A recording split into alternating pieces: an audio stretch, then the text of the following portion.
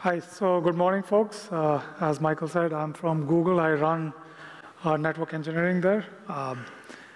And today I'm going to talk through SDN control within Google's networks and how SDN is critical and crucial for the next wave of cloud computing, especially for Google. And I think it is crucial that we up-level the conversation around SDN and see where it takes us for the next wave of computing.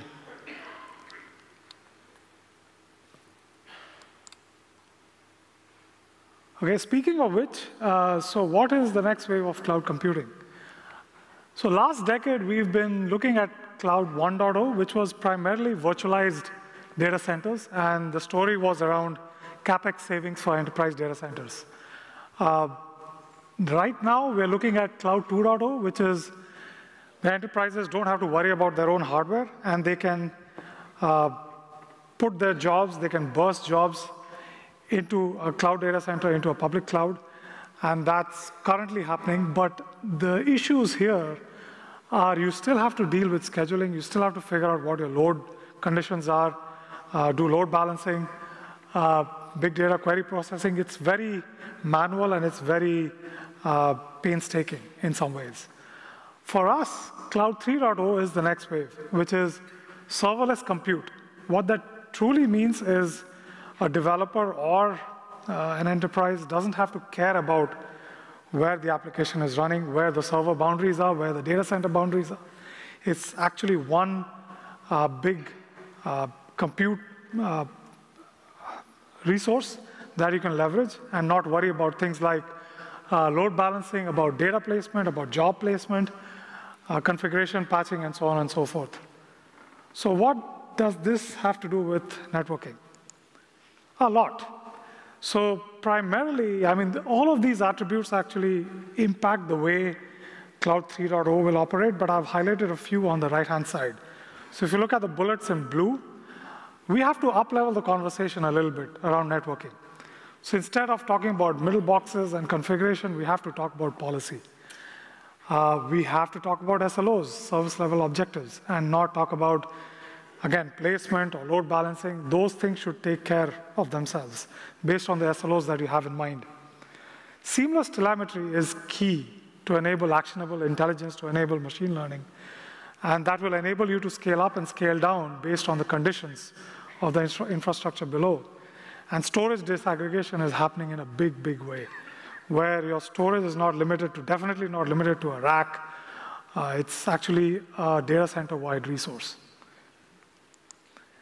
And all of this will happen only when you blur the boundaries between individual servers and make it appear as one big compute resource. And SDN makes the network disappear and make all of that happen. At least for us, we've been seeing that quite a bit. A little bit of bragging here. Over the past 15 plus years, we have built one of the biggest, baddest network infrastructures on the planet. And the reason for this brag is actually crucial for this audience, because everything we do at Google is actually, in terms of networking, is SDN based. And I've been hearing a bunch of doubts in some of the conferences I've been to around, does SDN scale, and is this mature enough, and what are the use cases? We are unclear about the use cases. I'm here to walk you through some of the use cases that we have deployed at Google, and to say that without SDN, we would not be hitting Cloud 3.0. So it is here to stay, it is scalable, it's mature, and it should be deployed, especially if you want to scale the infrastructure out. For us, SDN is not entirely about cheap hardware. You do get that benefit, but that's not truly the use case.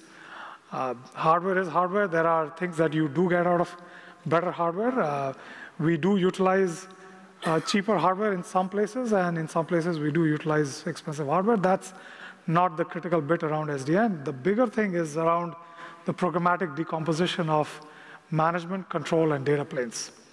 And those three planes decomposed will lead to a bunch of advantages.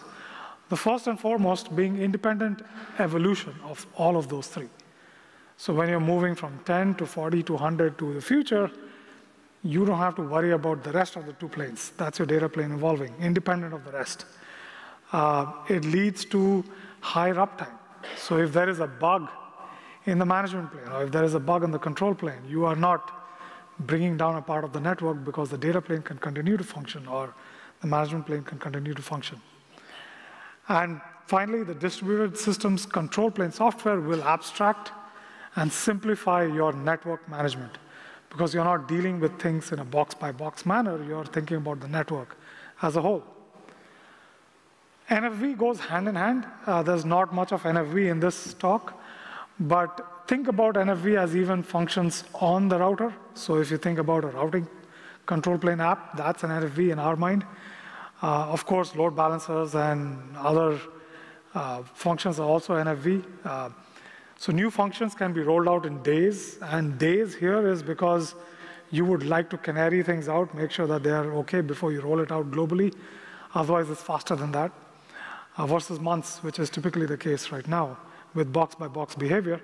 And it enables scale out instead of, or in addition to scale up. So we were talking about enabling Cloud 3.0 and serverless computing and what that means for SDN. And I made that statement earlier where SDN enables the network to disappear and it blurs the boundary between individual servers. So because of that statement, what I would like to do is walk you through the life of a packet as it goes from one data center to another within Google's networks. And if you see this diagram, there are 5 distinct SDN components, SDN controller components that the packet actually traverses, moving from one data center to another. So there's been a lot of innovations that we've thrown out to the community. This talk will focus on those 4 because those 4 talk about this life of a packet from one server to another, starting from the edge, in this case, which is the data center edge. And we'll talk about Jupyter and Andromeda, and then go on to the WAN, which is B4 and bandwidth enforcer. Starting with the data center network, what are some of the design parameters that you would like to see to build your data center network out to enable SDN in your data center? First and foremost, if you look at data centers, they're really, really large. And one of the reasons, the primary reason, at least for us, is actually a whole bunch of these are all valid, but the reason for the large domain is Amdahl's lesser-known law, which is there has to be a balance between your compute capability and your I/O capability. If there is no such balance, or if the balance is off, then there are some resources being stranded somewhere, and you're not utilizing your infrastructure properly.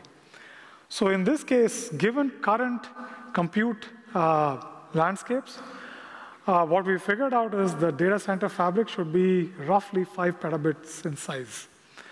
And that's really, really large. That's almost the size of one internet in one data center, one building. The other thing is, because a data center is really large, the cost has to be, we have to be cost effective. So the cost has to be maintained, or at least grow sublinearly in this case. And because of that reason, we end up using shallow buffer switches instead of expensive hardware. And there's one place where we definitely need to use cheaper hardware because just of the size of these data center fabrics. The third bit, latency is actually becoming more and more crucial as we are moving towards storage disaggregation. With disks, it wasn't that big of a case. Right now, even with flash, it's roughly, the needs are roughly 100 microseconds. With NVM, it becomes 10 microseconds. So latency is a big, big deal if you want to utilize the benefits of NVM moving forward. Finally, hands-free operation or zero downtime operation is crucial for data centers, and SDN plays a big role here. Where you really cannot take down an X megawatt data center to do either expansions, additions of servers, switch hardware, decoms, evolution of hardware, for example, again, moving from 40 to 100 gig. When you're doing all of these things, you don't want your service to be disrupted. And SDN enables us to do that in a big way. All of this gets compounded quite a bit with scale. So if you look at some of our typical numbers, these are not Google numbers, but this is true for most cloud service providers. In one data center, we see 250,000+ links per fabric across 10,000+ switches. Again, this you will see in a whole bunch of service provider data centers. Roughly 10 million+ routing rules with burst updates of roughly 30,000 per minute. 3.5 billion searches is what we've seen a couple of years ago, and 400 hours of YouTube videos, cat videos being uploaded every minute, mostly cat videos. As our bandwidth has increased because of these applications, our architecture has similarly evolved over time. We started with very simple 4-post architectures, and over time, right now, we are building out Jupyter. That was back in 2012. It's also in production right now. Jupyter is our OpenFlow fabric-based fabric. And again, going back to that hesitance behind does OpenFlow scale or does SDN scale, this is a 1.3 petabit fabric, which is based off of SDN and OpenFlow. And it scales really, really well. It's a 40 gig fabric to the host. Roughly, I'll not go into the hardware architecture of Jupyter, but roughly the SDN controller looks pretty similar to what you might think it should look like. So there is a FirePath controller, which you see in orange. That is our control element. It's distributed and it's redundant. And every switch runs an agent, which we call a FirePath client here. And the routing protocol between the controller and the agent is something that we call FirePath. And this is very, very simple. This is a dumbed down routing protocol. We've thrown out everything that can go wrong, every line of code that can have bugs. All of that is out. This is really, really simple. Think of it almost like Dijkstra being implemented in a data center fabric. There are special nodes that are called external BGP. They're external BGP peers.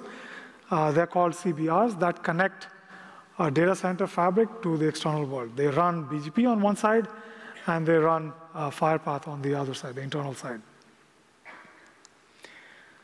So now that the data center is up and running in a physical way, how do you make it more agile? How do you make it more on demand? And that's where Andromeda comes in. Andromeda is our network virtualization platform. This is a use case most people in this room should be familiar with. It provides unique programming models, because in a physical infrastructure, you are limited in how you can interact with that network. So you are limited by layer 3 abstractions mostly, or layer 2 abstractions. By building a virtualization platform, you can open that up so that you're not limited to a network level view of your network that sits below. So it also enables us to connect VMs that are customer VMs to Google software services like big data services or machine learning services that we provide. Pictorially, no different from what you're familiar with. So it provides logical network support, isolation between those logical networks. It enables that connectivity that I talked about with Google Infrastructure Services for cloud customers. It also manages the distributed nature of all of the NFV services that we provide, from load balancing to DDoS prevention and so on and so forth. Again, very, very familiar picture that you must have seen earlier. So that's 2 of our controllers already. Now you've built all of these data centers out across the globe. You now have to connect it through a WAN, a server-to-server WAN. And that's where these 2 technologies come in, and that will enable, actually they talk through 3 of our additional controllers. First one is our basic WAN connectivity, that is B4, which we call B4. The green nodes are B4 nodes that connect these data centers across the globe. This is a couple of years old. It has become a little bit more meshier than what this picture shows. And if you take one of those green nodes and blow it up, that's the bright green node that you see in this picture. So if you zoom in, it's again a similar architecture that you've seen in the data center. So you have a controller, and you have the fabric, which is acting as the B4 WAN node. And the communication between the 2 is OpenFlow. That fabric connects to every data center through eBGP. The WAN is managed through a centralized TE mechanism. Let's see if this can point. Yes, so that is our TE controller that manages the WAN connectivity based on policies, based on other customer needs that you might have. There is a backup path, which is ISIS. That's the shortest path backup. If something were to go wrong with the TE server, you would fall back to the ISIS server. So far, knock on wood, we haven't had to use that path ever.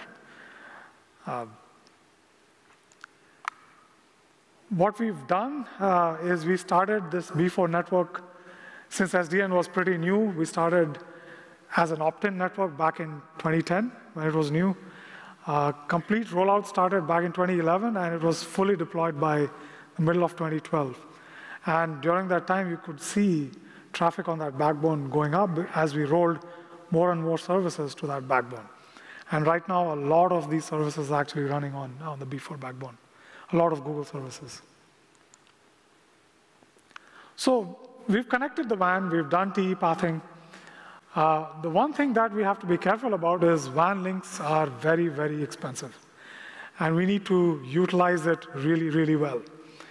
And to do that, we introduce yet another control system. So this is our 5th control system, and that is Bandwidth Enforcer, or BUE for short. So BUE enables efficient usage of this WAN infrastructure. Not just the links themselves, which are very expensive, but the B4 WAN has also been built using shallow buffer switches. So we don't use expensive hardware even in our WAN infrastructure. And to enable that efficient usage of those shallow buffers, BUE was brought in. It does call admission control in some sorts on that WAN. It enables visibility into the thousands and thousands of users that are flowing between the B4 nodes, between the data centers. And it provides, most importantly, it provides a platform where you can do experimentation. You can figure out what can work better compared to something else. And if you look at the platform, it's basically a centralized bandwidth allocation platform that runs at Google scale. It's for an arbitrary complex network. It's not limited to a certain topology. So we can grow it as we please. The enforcement is done at the host. So even though it's working with these shallow buffer switches and all of the WAN links in between, the call admission control and the enforcement of policies is actually done on the host, because that's where you actually have buffer space. And it feeds back into the TE engine that we talked about earlier in B4 to do the pathing, because based on the usage, a TE needs to know all of that usage to figure out the pathing information for the WAN. The control system is very hierarchical for it to be able to scale. Policies are defined globally. Like I said, we need to up-level that conversation. Policies have to be defined globally.